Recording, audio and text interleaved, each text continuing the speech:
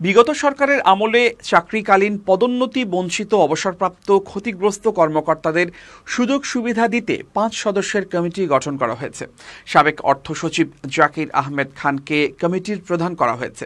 সোমবার বেলা 11টায় সচিবালয়ে এক ব্রিফিংয়ে জনপ্রশাসন মন্ত্রণালয়ের সিনিয়র সচিব ডক্টর মোহাম্মদ মোখলেস উর রহমান এই তথ্য নিশ্চিত করেছেন। তিনি বলেন, 16 বছর ধরে যারা বঞ্চিত ছিল তাদের আবেদন বাছাই করতে কমিটি করা হয়েছে।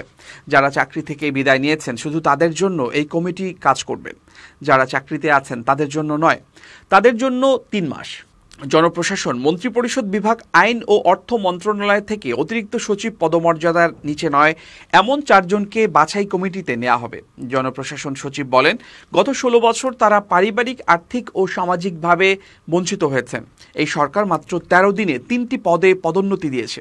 16 বছরে তারা কোনো পদোন্নতি পাননি।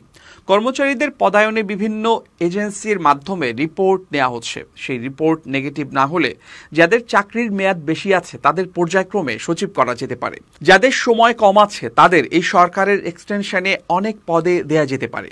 2009 সাল থেকে 2024 সালের 4 আগস্ট পর্যন্ত আওয়ামী লীগ সরকারের আমলে চাকরিকালীন পদোন্নতি বঞ্চিত 2500 অবসরপ্রাপ্ত কর্মকর্তা তাদের সুযোগ সুবিধা ফিরে পেতে জনপ্রশাসন মন্ত্রণালয়ে আবেদন করেছেন বলে জানা গেছে। মোখলেস উর রহমান বলেন, 2500 আবেদন এসেছে।